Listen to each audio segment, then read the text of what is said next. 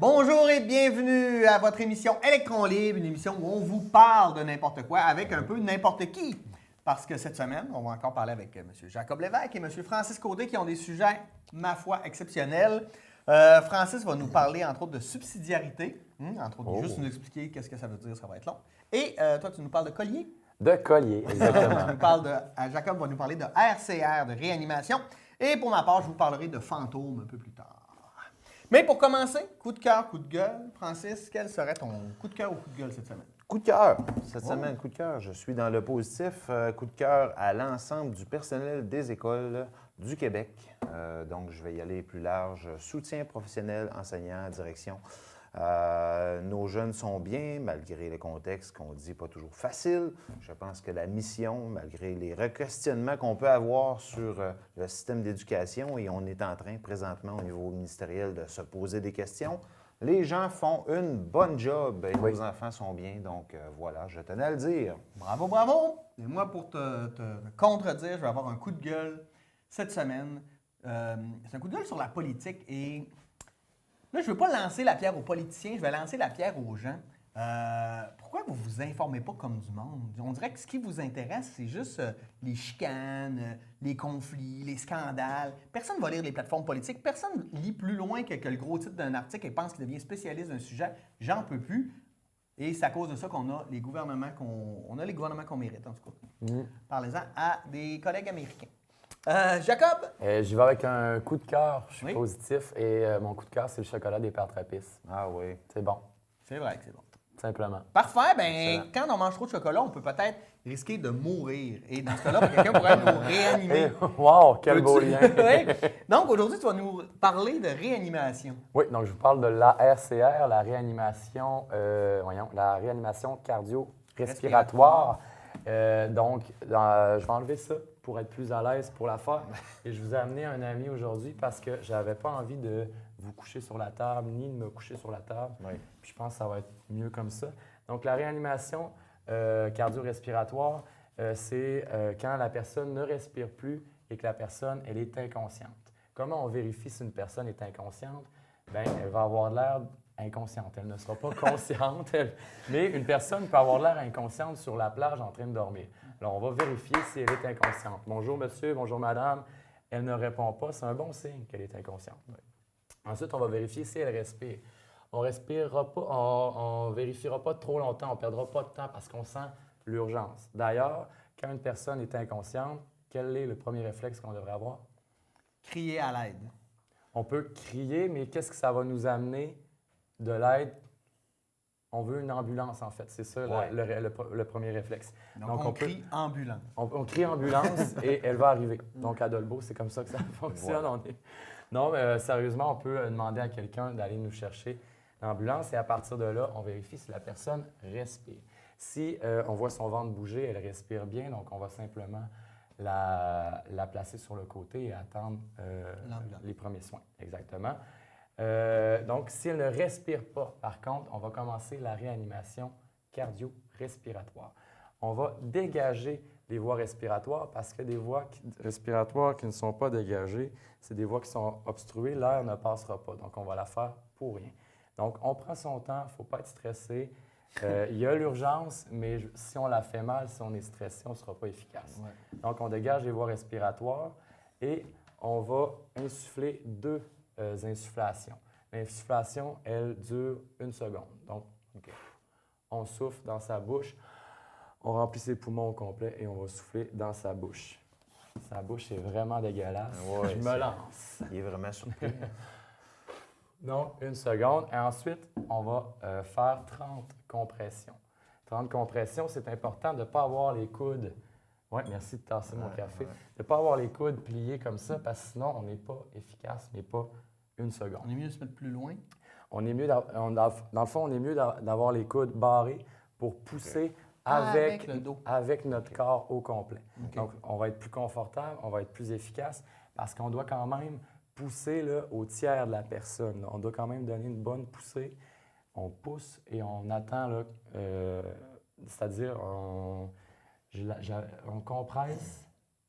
Et le relâchement, c'est ça. On donne un temps au relâchement aussi, parce que sinon, si on fait juste compresser, c'est pas efficace.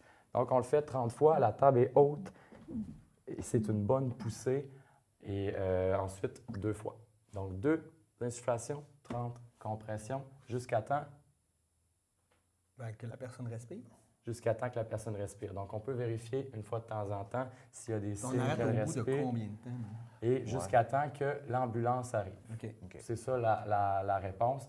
Ensuite, les ambulanciers, c'est les professionnels des premiers soins, ils vont reprendre le relais. J'ai tout le temps peur de me dire, si on y va trop fort et qu'on blesse la personne. Si, dans le fond, c'est vraiment au tiers de la personne et c'est vraiment là, entre les deux seins, Le sternum? le sternum. Ouais. La position des mains, c'est comme ça. Et si tu as peur, c'est mieux là, de ne pas y aller trop profond, mais on peut aller jusqu'au tiers. OK. Super. Super. Puis c'est ça, on y va jusqu'au tiers de la personne. Il peut y avoir des complications quand on fait la RCR, comme une personne qui va, tu me parlais de chocolat tantôt, si la personne a mangé beaucoup de chocolat, puis qu'on y pèse sur le sternum, T'es assez touffe ou? ouais, ben, si elle a les voies respiratoires obstruées, ça peut vouloir sortir ça, avec les compressions. Donc, si elle vomit puis qu'elle est couchée sur le dos, c'est une complication. Donc, on va prendre le temps de coucher la personne puis d'enlever le vomi avec les doigts en crochet. OK. Puis c'est important de peser sur le sternum et non pas sur l'estomac. Pas sur l'estomac, exactement. C'est un bon commentaire, ça. Je pense avoir fait le tour. Je regarde mes notes. Oui. Bien, merci, Ben oui. Jacob. C'est très intéressant. Mais malheureusement, des fois, ça ne marche pas. Et les gens décèdent. Et Oui. pour moi, je vais vous parler de fantômes. OK. C'est un très bon lien. Un très bon lien. Avez-vous des fantômes à la maison? Non, aucun. Non, ben là, on vous parlait de fantômes parce qu'il y a plusieurs types de fantômes et c'est intéressant de savoir, en fait, qu'est-ce qu'on peut faire et quels sont les genres de fantômes qu'on peut avoir dans notre oui. maison. Moi, j'ai une vieille maison centenaire et puis il y a clairement des fantômes chez nous. Il faut comprendre que la majorité des apparitions s'opèrent dans l'obscurité et disparaissent quand il y a de la lumière. Fait que ça ne sert à rien de pointer une flashlight sur un fantôme. Il n'aime pas ça. Il saute automatiquement. C'est bon. Il y a des apparitions qui ont lieu en plein jour, mais c'est plutôt rare. C'est plus fréquent l'hiver parce qu'il y aurait plus d'électricité statique dans l'air, ce qu'apprécient particulièrement les fantômes. Les nuits de pleine lune, plus de fantômes. Entre minuit et 4 heures du matin, plus exactement. Quand il y a une brusque chute de température, peut-être que parce que votre fantôme est actif dans la maison. OK. OK. C'est froid, un fantôme. Oui. Ou si on a la sensation d'être observé, oppressé, hein, mais qu'il n'y a personne, tu es tout seul chez vous. Il y a plusieurs types donc, de fantômes. On a ce qu'on appelle les apparitions résiduelles. Ça, c'est pas forcément dramatique. Là. C'est une série d'événements qui peut arriver dans votre maison et puis qu'il y a une répétition. Puis c'est souvent à partir de l'au-delà, tout ça. Par exemple, ça cogne, ça gratte, puis vous êtes certain de ne pas avoir de souris ou un bruit. Vous êtes en bas, vous entendez marcher en haut régulièrement, vous montez, il n'y a personne.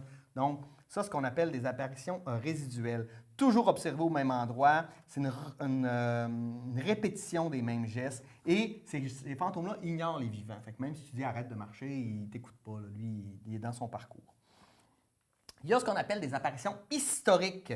Ça, c'est quelqu'un qui va avoir vécu une mort tragique dans un lieu où il est attaché. Donc, par exemple, je ne sais pas, durant l'histoire, il est arrivé une bataille. Dans un champ de bataille, les gens sont morts de manière dramatique. Et là, c'est un champ qui devrait techniquement être hanté. On a des apparitions qui sont cycliques. Donc, c'est à intervalles réguliers. Par exemple, à une date précise. Je ne sais pas, moi, il est mort quelqu'un à la Thanksgiving. Et là, chaque fois que tu fais de la dinde, ce fantôme-là apparaît sans l'odeur de la dinde. C'est ça. Donc, lui aussi ignore les vivants. On a les fantômes familiaux. Ça, on les connaît plus. C'est quelqu'un qui entre chaque génération d'une même famille jusqu'à ce qu'il n'y ait plus de descendants de cette famille-là, comme pour porter un message. Hein. On va venir mettre en garde la famille face à des événements qui vont arriver dans la famille. On a ce qu'on appelle les apparitions d'adieu.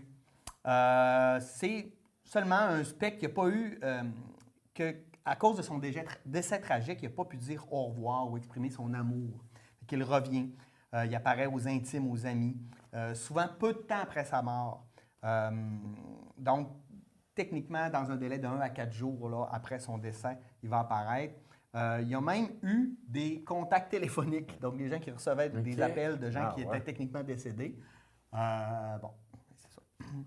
Il y a aussi des apparitions motivées. Eux, ils ont quelque chose à faire. C'est souvent une mort très violente.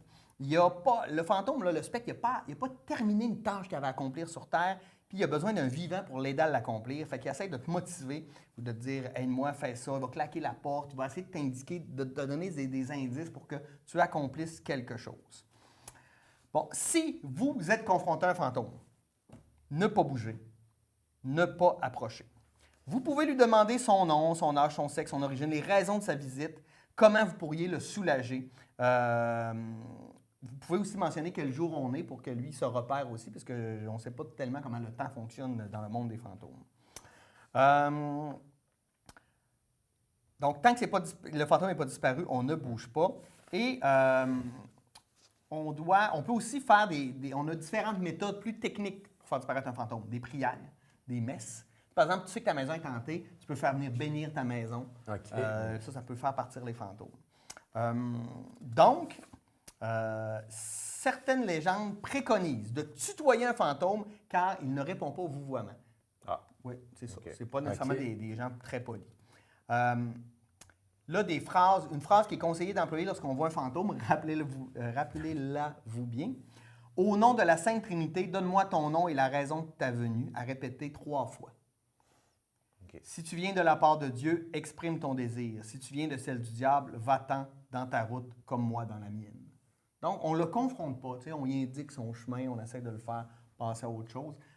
Donc, les fantômes sont très intéressants à étudier. Mais s'il est chrétien, je veux dire, si c'est un bouddhiste qui vient... Bien, j'imagine que ça prend une prière bouddhiste ou OK. peu importe. Ouais. Comment, si, mettons, vous vous apercevez qu'on a des gens vous disent qu'il y a un fantôme à la maison, bien, vous pouvez enquêter pour aller voir, on veut découvrir le but de la hantise. Donc, le premier contact, on essaie de le faire de jour avec les personnes qui habitent la maison. On peut mettre des talismans, faire de la protection avec du sel. Il y a plein de manières très intéressantes. On doit écouter le témoin qui a vu le fantôme sans lui couper la parole, prendre des notes. Ensuite, on essaie de procéder à la reconstitution. Regarder, faire enquête chez le voisinage, donc tu as vu, ils ont entendu quelque chose, pour être certain que c'est un fantôme et non pas une mauvaise blague, une souris dans un mur, etc. Donc, j'espère vous en avoir appris plus aujourd'hui sur les fantômes. Parenthèse. Oui. Dans les émissions de fantômes, il y a tout le temps des détecteurs de champs électromagnétiques. Oui. Les gens se trouvent des appareils qui s'illuminent, admettons, là, ils disent que quand un esprit essaie de prendre une forme, le champ électromagnétique de la pièce va changer. Est-ce que c'est prouvé, ça? Bien, écoute, on en parle, hein? Surtout l'hiver, les champs électromagnétiques sont plus forts, donc il y a comme de l'électricité dans l'air. Ça favoriserait l'apparition de fantômes. Okay. Est-ce que ça veut dire que ce serait d'autres symboles? On pense au feu de Saint-Elme que les marins voyaient sur les bateaux, et des boules de feu qui arrivaient, puis ils pensaient que c'était des esprits ou Dieu leur montrait le chemin, mais au bout du compte, c'est aperçu que c'était qu'un phénomène justement d'électricité statique en mer. Donc, on était capable de l'expliquer. C'est un peu ce que Nietzsche disait. Okay. L'homme a créé Dieu et c'est aussi l'homme qui l'a tué parce que, je veux dire, quand on ne sait pas l'éclair, elle vient d'où, c'est vraiment cool de dire c'est Dieu qui est fâché que tu envoies un éclair. Puis quand on est capable de l'expliquer, ben là, Dieu perd son sens à ce niveau-là. On n'a plus besoin de lui. Oui, mais pour les fantômes, on est toujours en quête d'informations. Puis j'aimerais savoir, moi, ta maison, est-tu hantée? Est-ce que c'est une vieille maison? Ben oui, moi, ma conjointe est certaine que ma maison est hantée. Puis ça m'est arrivé encore l'autre soir, je suis tout seul à la maison. Clairement, il n'y a personne d'autre et j'entends marcher en haut. Je ne vais même pas voir, je trouve ça, rassurant de savoir que je ne suis pas tout seul. Même quand je suis tout seul. Ah, tu sais, j'aurais plus d'appréhension que ça. Ouais. C'est des bons locataires? Des bons locataires. Ils sont très gentils. Moi, je suis gentil que les fantômes sont gentils avec moi. OK.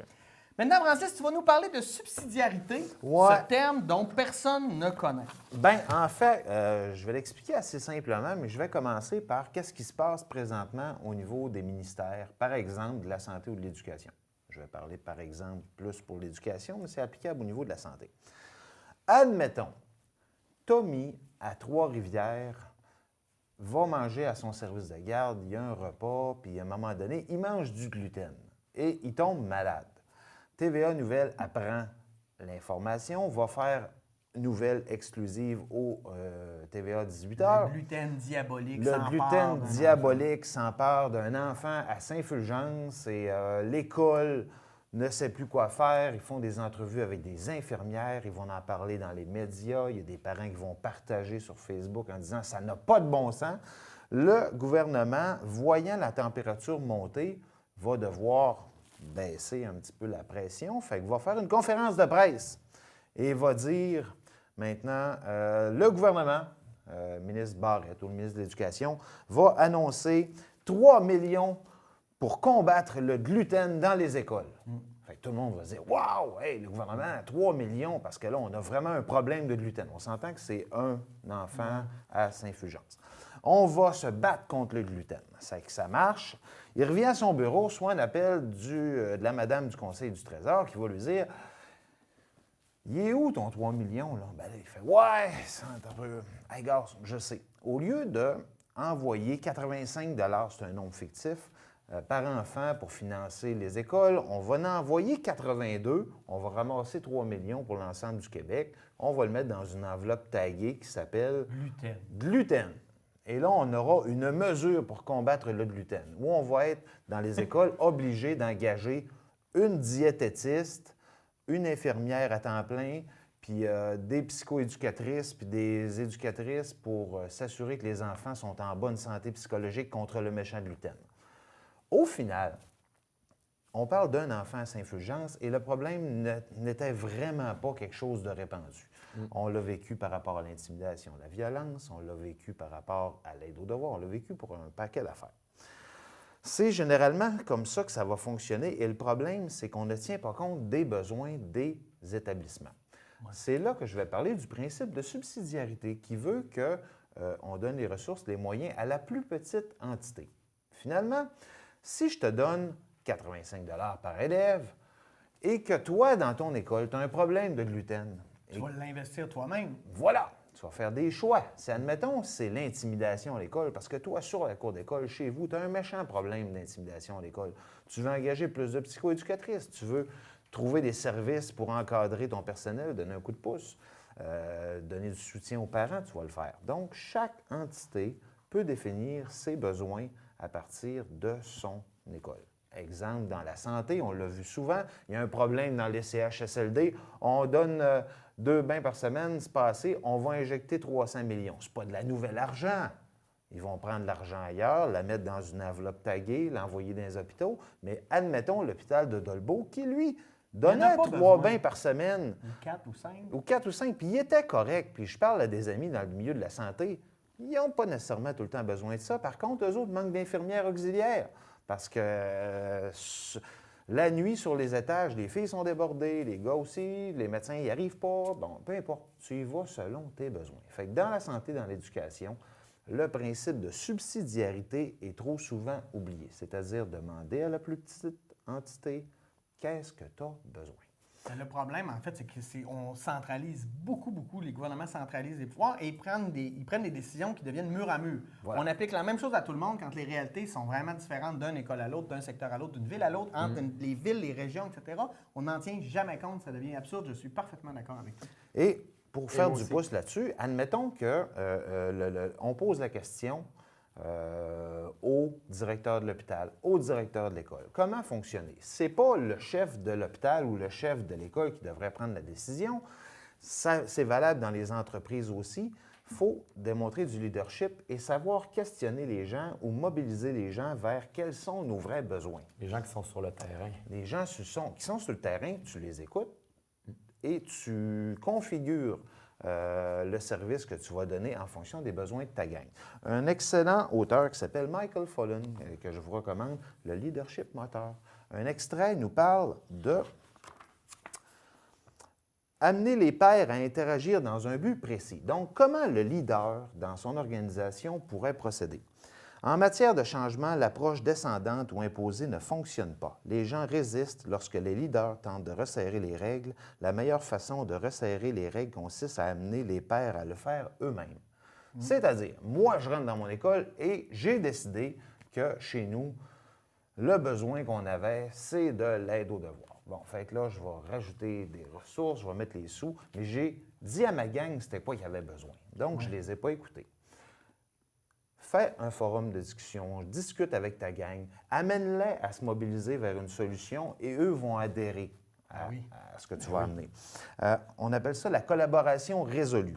Et d'ailleurs, le rôle du leader est de permettre et de favoriser l'interaction entre les pairs dans un but précis. Cette interaction est le ciment social qui assure la cohésion du groupe en vue de l'atteinte d'un objectif donné. Bref, même si tu assois toute ta gang ensemble et tu dis « trouver une solution », ça ne marchera pas. Le leader, c'est lui qui va battre. C'est lui qui va amener sa gang vers un but précis. Par contre, il doit le faire en partant, encore une fois, la subsidiarité, de la plus petite entité. Prendre le temps d'écouter.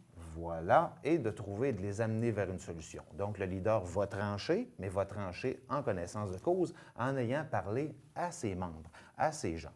Donc, bref, je conclus ma chronique en disant, ministre de la Santé ou ministre de l'Éducation, avant de décider pour les écoles de façon unilatérale ou dans les hôpitaux, dans les CIUS, les fameux CIUS, de quoi on peut avoir besoin, pose la question aux gens sur le terrain et tu auras sûrement des réponses qui vont être moins glamour devant une horde de journalistes qui demandent de régler un problème à coups de millions, Plus efficace. beaucoup plus efficace. Et en passant dans les autres pays, ça a été testé, ça marche, ça s'appelle des mesures probantes. Et quand des mesures probantes fonctionnent, pourquoi ne pas les utiliser? Merci, Francis. Je suis parfaitement d'accord avec ton point de vue, ce qui n'arrive pas toujours. Mais bon.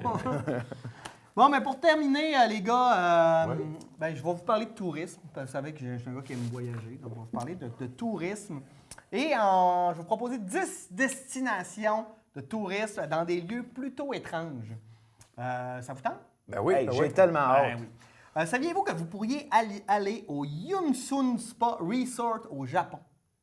Là, c'est une place où il y a plein de spas, mais la particularité, c'est que tu te baignes dans ta boisson préférée.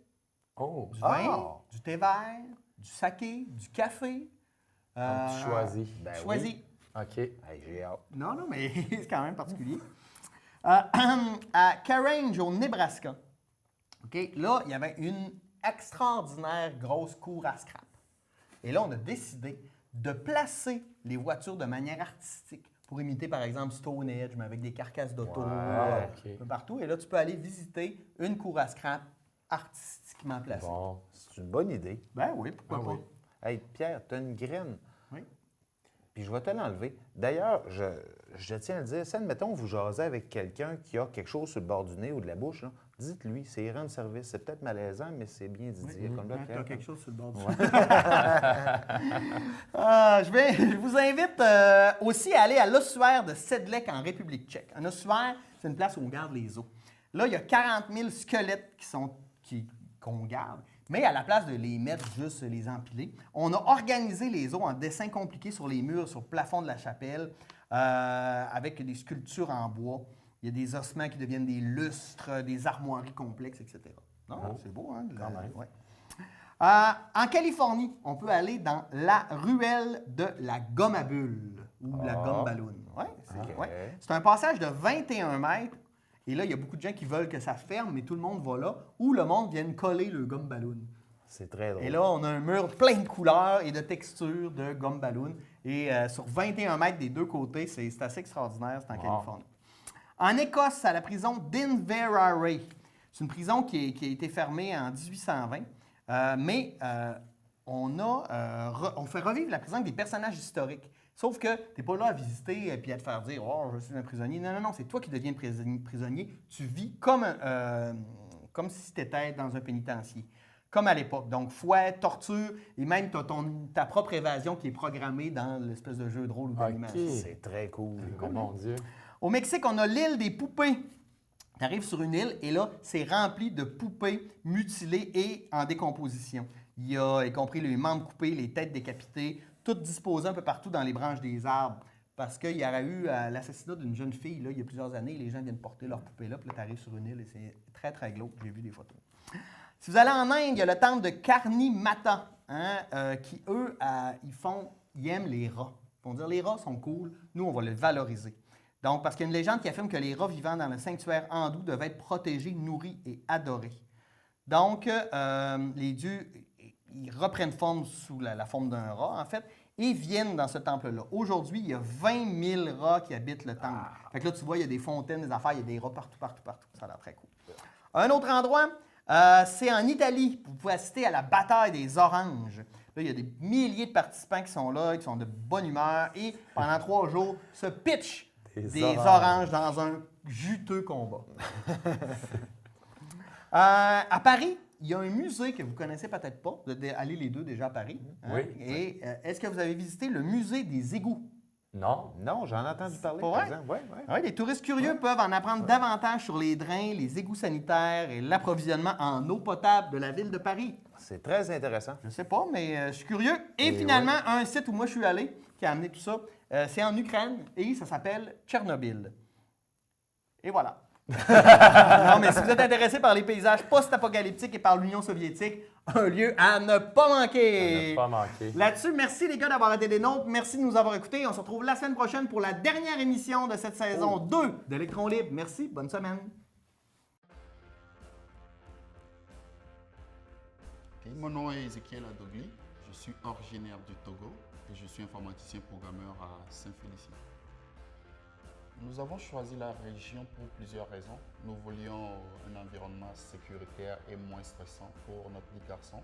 Mais surtout, lorsque nous sommes arrivés à Saint-Félicien, on s'est senti très à l'aise dès le début. C'était le coup de foudre, ouais. C'était le coup de foudre. De la région, ce qu'on aime le plus, c'est surtout la qualité de vie, aussi la proximité des services, mais surtout, c'est les gens. Porte ouverte sur le lac a été là dès le début. Dès que nous sommes arrivés, ils nous ont accueillis. Et pour les premières démarches d'intégration, ils ont été là pour toutes les démarches avec nous. Encore aujourd'hui, bien qu'on soit déjà établi, Porte ouverte est encore à nos côtés. On peut toujours aller les voir.